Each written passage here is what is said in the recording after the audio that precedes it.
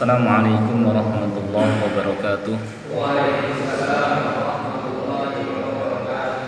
Alhamdulillah nahmaduhu wa nasta'inuhu wa nastaghfiruh wa na'udzu billahi min syururi anfusina wa min sayyiati a'malina. May yahdihillahu fala mudilla lahu wa may yudlil fala hadiyalah. Wa asyhadu an la ilaha illallah wahdahu la syarikalah wa asyhadu anna Muhammadan abduhu wa rasuluh la nabiyya wa la rasula ba'dah. Allahumma salli wa sallim ala nabiyyina Muhammad wa ala alihi wa sahbihi wa man tabi'a hudah ila yaumil qiyamah, amma ba'd. Pertama-tama kita panjatkan puja dan puji syukur kehadirat Allah Subhanahu wa taala yang tidak henti-hentinya melimpahkan kepada kita semua nikmat-nikmatnya, terutama adalah nikmat Islam, demikian pula nikmat taufik, dimudahkan kita oleh Allah Subhanahu wa taala untuk melangkahkan kaki kita menuju rumahnya, melaksanakan salah satu perintahnya, yaitu salat maghrib berjamaah. Kemudian kita sempatkan dengan hadir di majelis ilmu atau majelis ta'lim yang memiliki keutamaan yang banyak, sekaligus menunggu tibanya waktu salat berikutnya yang memiliki keutamaan yang besar. Suatu ketika Rasulullah sallallahu alaihi wasallam bersabda, "Ala adullukum ala ma yarfa'ullahu bihi ad-darajat wa yamhullahu bihi al-khataya," atau kama fil hadits. Maukah kalian aku tunjukkan sesuatu yang dengannya Allah Subhanahu wa taala menghapuskan dosa-dosa kalian dan meninggikan derajat kalian? Maka para sahabat radhiyallahu anhum mengatakan, "Bala ya Rasulullah." Mau, wahai Rasulullah. Maka beliau bersabda, "Isbagul wudu 'indal makarih." Tetap menyempurnakan wudu meskipun kondisi tidak mengenakan. Yang kedua, wa kathratul khuta ilal masjid. Banyak melangkahkan kaki menuju masjid, yakni untuk salat berjamaah. Dan yang ketiga, wantidharus shalah ba'da shalah, dan menunggu tibanya waktu salat berikutnya setelah melakukan salat. Ya, fadzalikumur ribat, itu seperti ribat, berjihad di jalan Allah. Jadi kita menunggu tiba waktu salat berikutnya, apalagi sambil dibarengi ngaji, ini ya kata Nabi sallallahu alaihi wasallam menghapuskan dosa-dosa, juga meninggikan derajat kita di sisi Allah Subhanahu wa taala. Apalagi menunggunya sambil kita ta'lim, yang mana Allah Subhanahu wa taala membanggakan hamba-hambanya di hadapan para malaikatnya di sisinya, ya, dengan mereka yang mengkaji agamanya, belajar agamanya. Allah banggakan di hadapan para malaikat. Ya. Jadi menunggu kita di sini, sambil menunggu tibanya waktu sholat, ini meninggikan derajat, juga menghapuskan dosa-dosa. Ya. Di samping kita juga tadi dari rumah melangkahkan kaki menuju masjid, ya. Juga isbagul wudu, menyempurnakan wudu. Terkadang kondisi membuat kita malas menyempurnakan wudu. Aslinya wudu itu kan yang wajib, ya, yang wajib itu satu kali. Ya. Kemudian yang wajib juga dibasuh seperti yang disebutkan dalam Al-Quran, seperti muka, tangan sampai siku, kemudian mengusap kepala atau rambut, dan membasuh kaki. Ya, ini yang wajib. Yang sunnahnya sebelumnya cuci tangan, misalnya cuci tangan, menghirup air ke hidung, berkumur-kumur dan menghirup air ke hidung, dan melakukan membasuh semua anggota wudu ini 3 kali. Ini yang sunnah, gitu.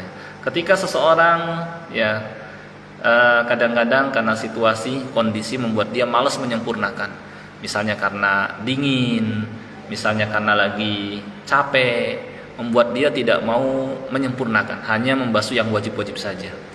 Ya, padahal kalau dia tetap terus menyempurnakan wudu, dalam arti menggabung antara yang wajib dengan yang sunnah, maka ini, ya, kata Nabi Shallallahu Alaihi Wasallam, termasuk yang menghapuskan dosa-dosa dan meninggikan derajat. Isbagul wudu indal makarih, tetap menyempurnakan wudu ketika kondisi sedang tidak mengenakan.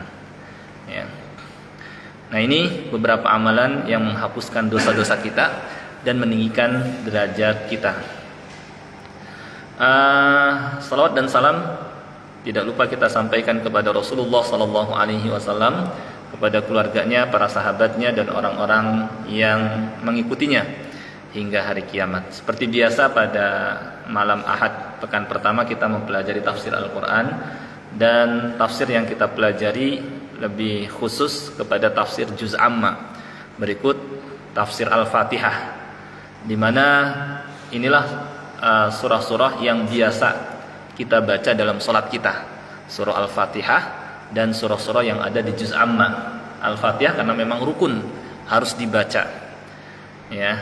Dan sudah kita pelajari hikmah kenapa Allah Subhanahu wa taala perintahkan kita untuk terus membaca surah Al-Fatihah ini, ya, dalam setiap sholat kita, dalam setiap rakaat kita, baik sholat fardu maupun sholat sunnah. Masih ingat mungkin hikmahnya apa, Pak? Hikmah dari kita diperintahkan membaca terus surah Al-Fatihah. Kok kenapa setiap sholat, baik fardu maupun sunnah, dan setiap rakaat surah Al-Fatihah lagi, surah Al-Fatihah lagi? Enggak misalnya surah At-Takatsur, enggak misalnya surah Az-Zalzalah, atau surah Al-Bayyinah, atau mungkin surah yang panjangan misalnya Al-Maidah, Ali Imran, Al-Baqarah. Kok kenapa Al-Baqarah lagi, apa Al-Fatihah lagi, Al-Fatihah lagi? Masih ingat, Pak, mungkin hikmahnya? Yang pernah kita pelajari sebelumnya, ya. Jadi intinya adalah agar nilai-nilai yang terkandung dalam surah Al-Fatihah ini senantiasa kita ingat.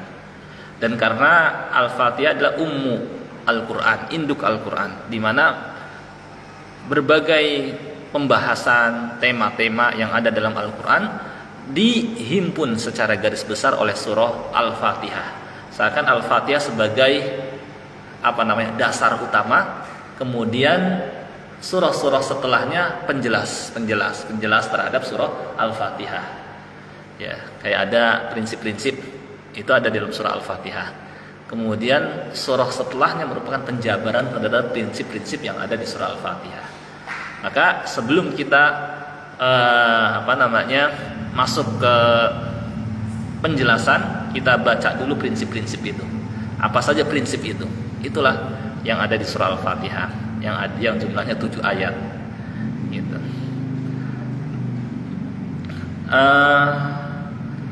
Sekarang kita masuk, kalau tidak salah, ayat yang ke-6, ya. Kemarin ayat yang ke-5 kalau nggak salah, iyyaka na'budu wa iyyaka nasta'in. Ya, Pak, ya, kalau nggak salah, ya. Berarti sekarang ihdinas siratal mustaqim. Nah, dari sini kita akan ketahui kenapa perlunya kita terus membaca Al-Fatihah, ya. Ihdinas siratal mustaqim, tunjukkanlah kami jalan yang lurus. Karena butuhnya manusia dibimbing terus oleh Allah Subhanahu wa taala. Karena kenapa? Keadaan hati manusia yang mudah berbalik, enggak stabil. Terkadang dalam satu keadaan, ya, dia begini, dalam keadaan lain berubah lagi. Dan hati dalam bahasa Arab disebut dengan qalbu, yang artinya berbalik. Sehingga ada pernyataan, wa ma summiyal qalbu illa litaqallubih. Dan hati tidaklah disebut dengan qalbu karena keadaan yang mudah berbalik. Dari satu keadaan balik lagi ke keadaan yang lain, mudah berbalik. Maka supaya hati ini tetap stabil, tetap istiqomah di atas agama Allah, ya, adalah kita minta dibimbing terus oleh Allah Subhanahu wa taala, ya. Butuhnya kita terus diarahkan oleh Allah Subhanahu wa taala, ya. Jadi kenapa kita butuh bimbingan? Karena hati yang mudah berbalik. Kenapa kita juga butuh bimbingan? Karena dalam hidup di dunia ini penuh dengan fitnah, ya, yang kita berdoa di akhir salat, min syarril Allahumma inni a'udzubika min adzabi jahannam wa min adzabil qabr wa min fitnatil mahya wal mamat, dan dari fitnah hidup dan mati. Ya, berarti hidup ini penuh dengan fitnah, cobaan. Ya, cobaannya itu ada yang berupa fitnah asyubuhat, ya, fitnah asyubuhat. berupa pernyataan-pernyataan, pemikiran-pemikiran, isme-isme yang bertentangan dengan ajaran Islam. Ya, apapun namanya, ketika isme itu bertentangan dengan ajaran Islam, maka itu adalah kebatilan. Seperti pluralisme, liberalisme, kapitalisme, sekularisme, dan isme-isme lainnya yang bertentangan dengan ajaran Islam. Pluralisme, ya, yang memang sih misalnya menghargai perbedaan, tetapi salahnya menyatakan semuanya sama, ya, semuanya sama. Padahal al-haqqu mir rabbi, kebenaran itu berasal dari Allah Subhanahu wa taala, dan kebenaran itu satu. Ya. Tidak bijak kalau seandainya kebenaran itu banyak. Ya, bahkan harus diterangkan yang benar di antara sekian pendapat, kemudian pemikiran. Sama dalam ketika kita sekolah, nggak mungkin ketika kita dikasih soal ujian A, B, C, D, kemudian jawabannya benar semua. Enggak, pasti ada yang benar salah satunya. Enggak semuanya benar.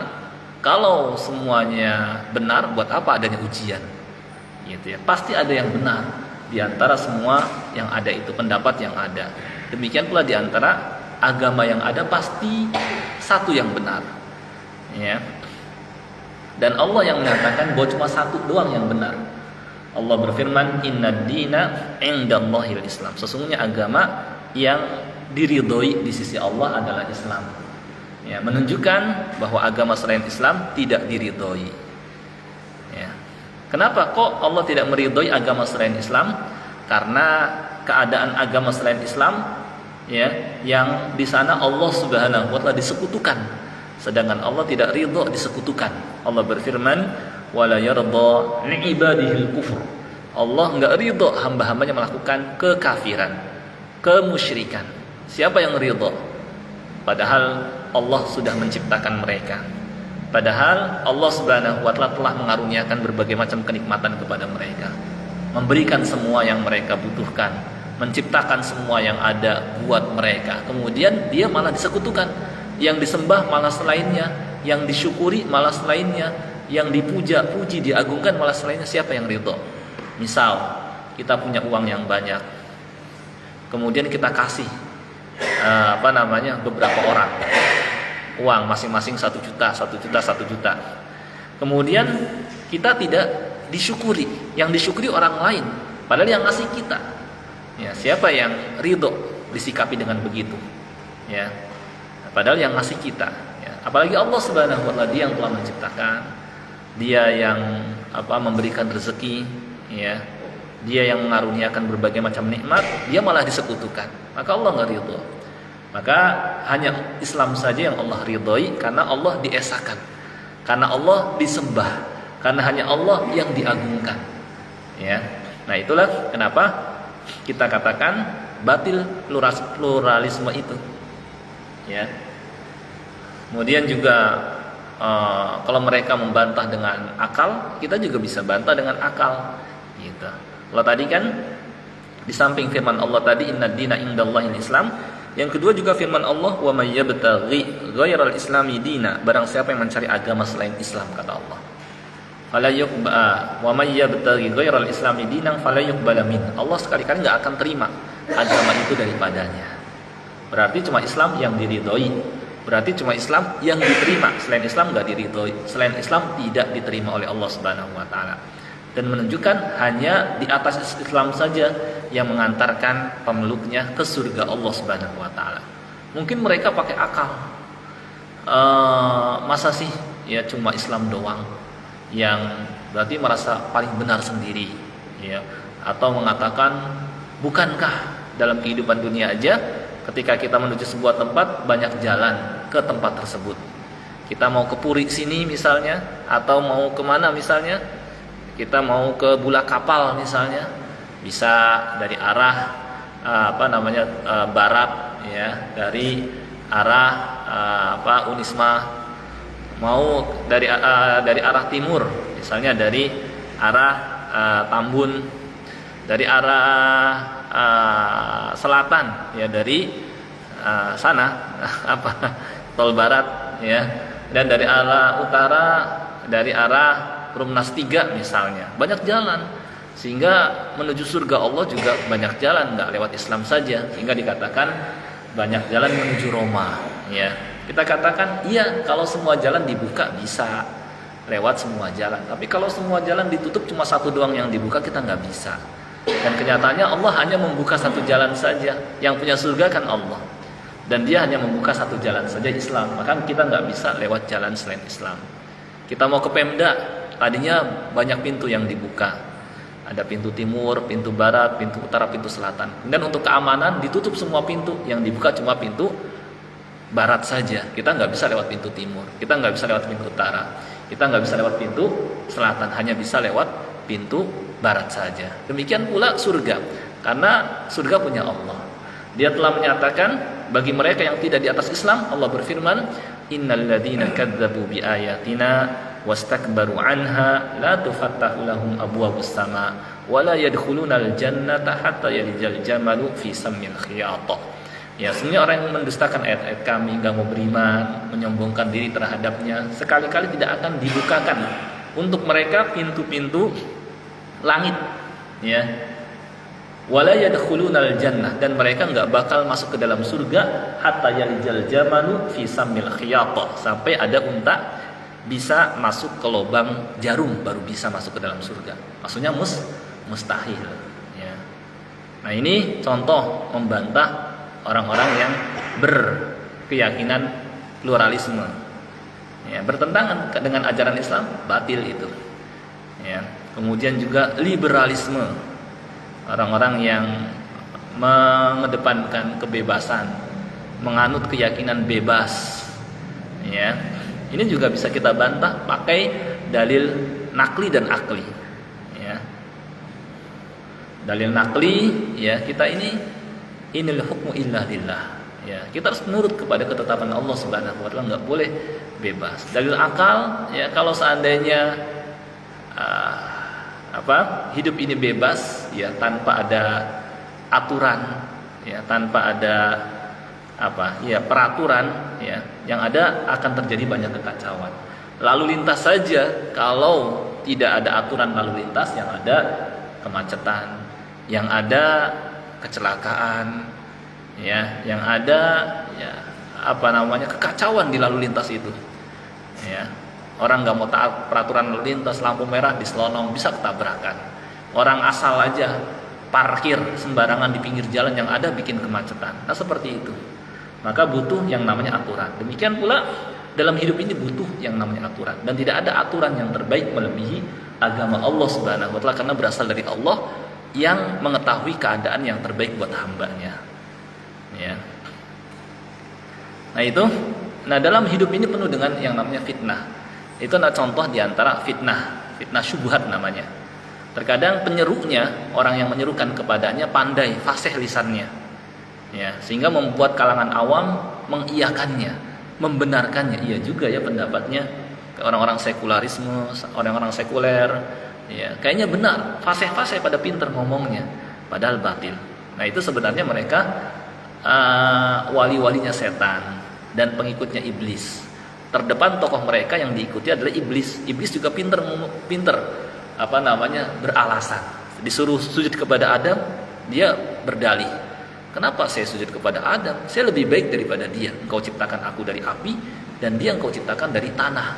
Seakan kalau dipikir sebentar, kayaknya benar juga ya iblis ya, api lebih bagus daripada tanah. Tapi kalau dipikirkan lebih lanjut, yang benar adalah tanah lebih baik daripada api. Keadaan api membakar ya, keadaan api ya cepat, maksudnya tergesa-gesa.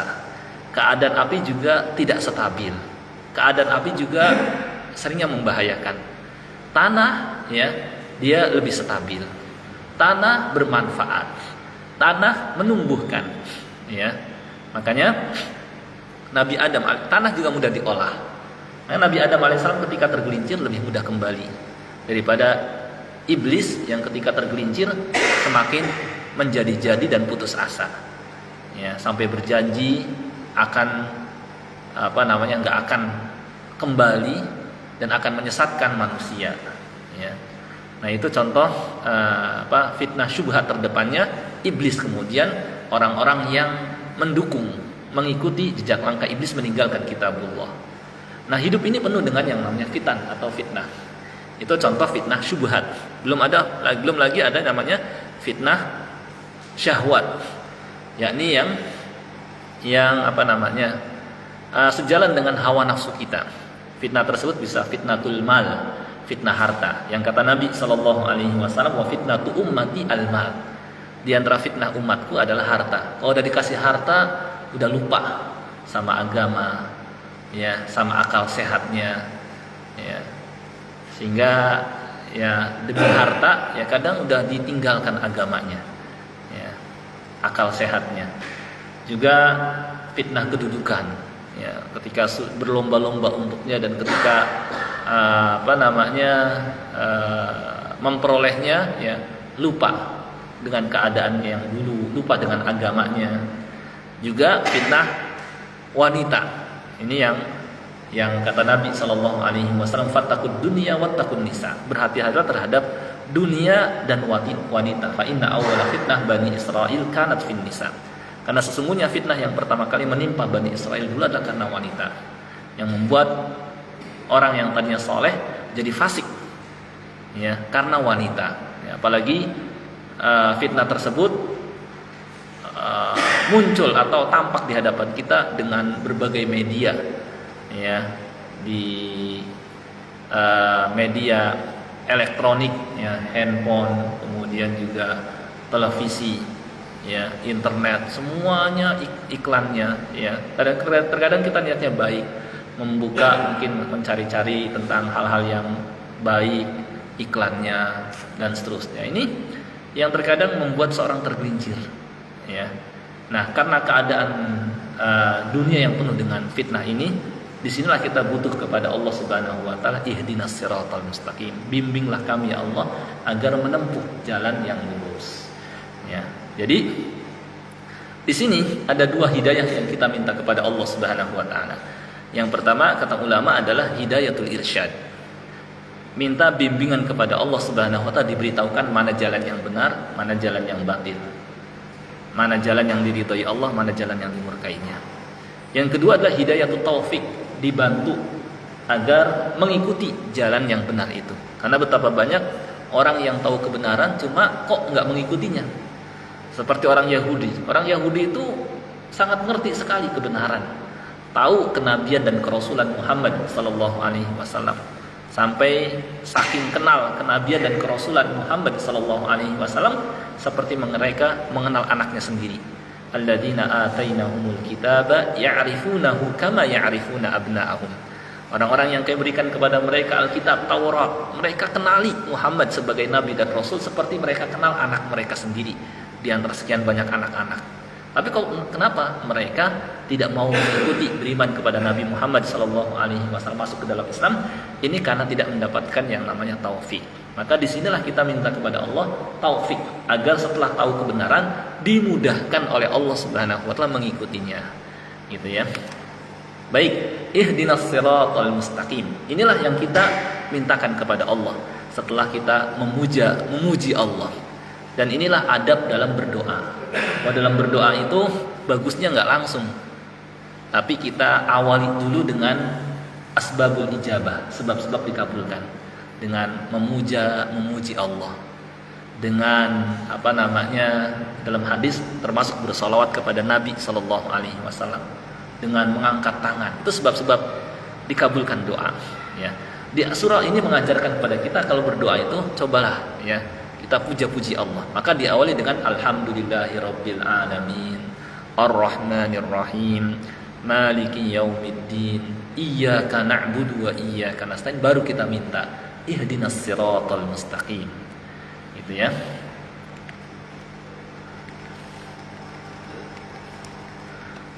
Kenapa di ayat ini, ya, yang kita mintakan dua hidayah, hidayatul irsyad dan hidayatul taufik. Di sini tidak menggunakan huruf tambahan ihdina ila, tunjukkanlah kami ke, tapi langsung ihdinas siratal mustaqim. Kata ulama, karena yang diminta bukan hanya ditunjukkan saja, tapi minta kepada Allah juga agar dibantu, mengikuti hidayah itu. Ya. Lalu apa jalan yang lurus di sini? Ya. Jalan yang lurus di sini sesuai dengan kata mustaqim, artinya la wijaja fih, enggak bengkok, lurus ya lurus. Lalu apa jalan yang lurus itu? Itulah Islam. Itulah jalan yang mengantarkan kita kepada keridhaan Allah dan surganya. Ini cuma Islam saja yang mengantarkan kita ke surga Allah. Ya. Wah, masa sih kita monopoli cuma Islam saja? Gitu. Ya memang kenyataannya. Lalu bagaimana dengan orang-orang terdahulu, para nabi terdahulu? Ya, Nabi Musa umatnya orang Yahudi, Nabi Isa umatnya orang Nasrani. Kita jawab, Nabi Musa Muslim, Nabi Isa Muslim. Ya, dan umatnya ketika mengikuti Nabi Musa di zaman Nabi Musa Muslim. Umat Nabi Isa alaihissalam di zaman Nabi Isa juga Muslim. Ya. Lalu dari mana istilah Yahudi dan Nasrani? Jawabnya itu bukan nama agama asalnya. Asalnya Yahud, ada beberapa pendapat para ulama.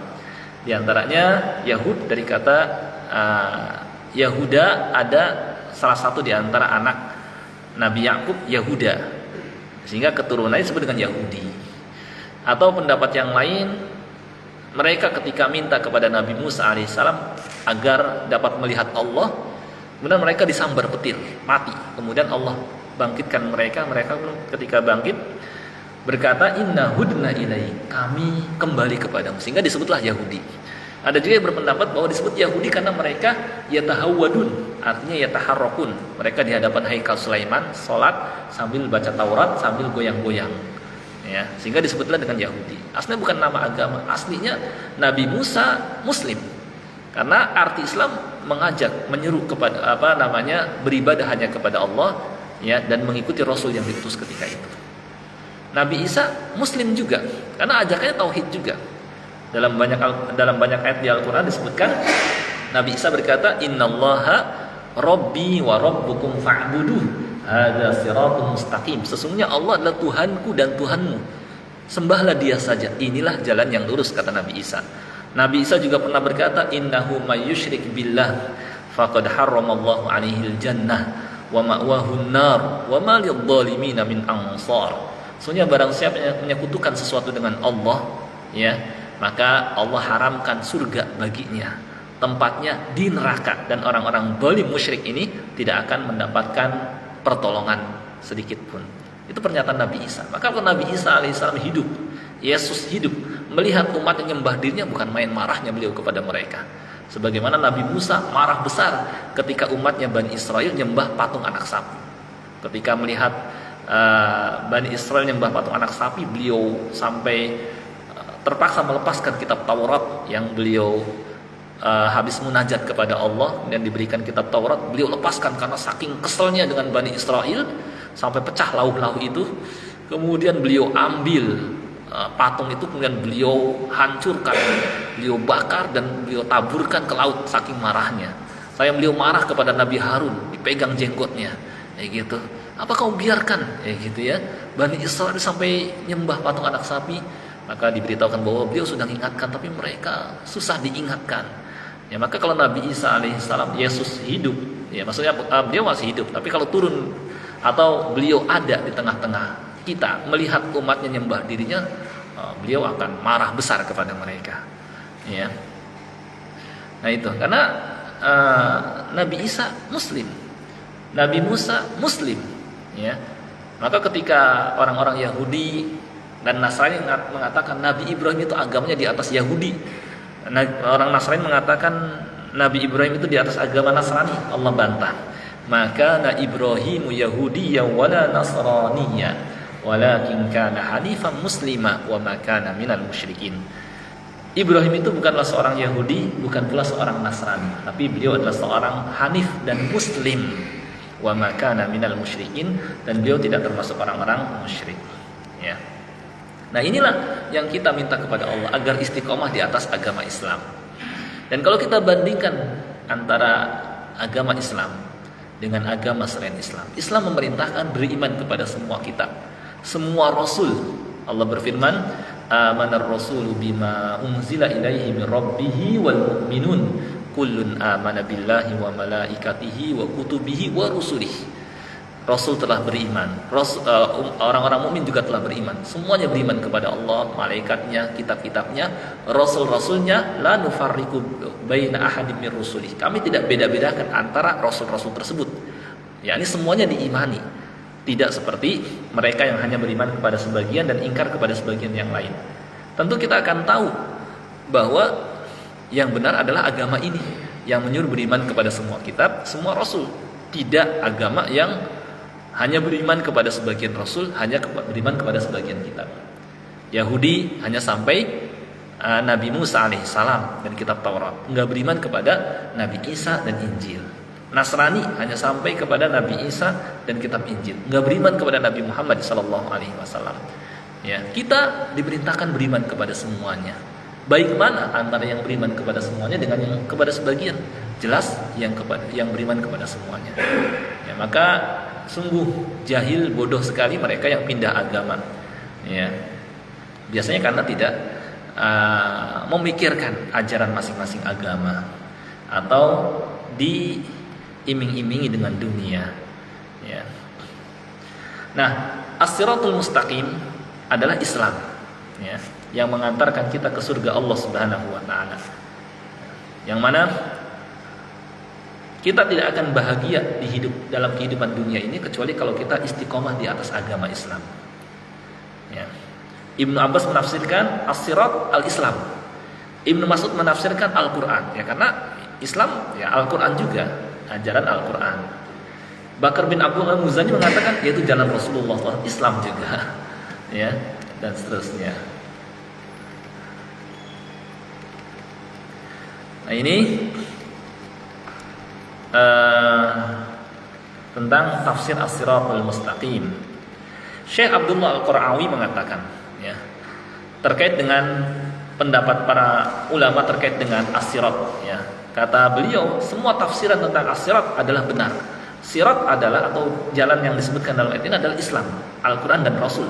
Karena orang yang mengikuti Islam, maka ia mengikuti Al-Qur'an dan mengikuti Rasul. Orang yang mengikuti Al-Quran juga mengikuti Islam dan Rasul. Orang yang mengikuti Rasul juga mengikuti Islam dan Quran. Oleh karena itu barang siapa yang istiqomah tetap di atas agama Islam ini dalam kehidupan dunia, maka nantinya dia akan dapat tetap istiqomah di atas sirat, jembatan yang dibentangkan di atas neraka jahanam nanti pada hari kiamat. Jadi pada hari kiamat, setelah tiba hari kiamat, ya, kita dikumpulkan di padang mahsyar. Kemudian dihadirkan neraka jahanam ke tengah-tengah manusia. Ketika itulah dibentangkan yang namanya sirat. Ya, saya pernah cerita sebagai sedikit saja bahwa keadaan manusia setelah dikumpulkan di padang mahsyar ini itu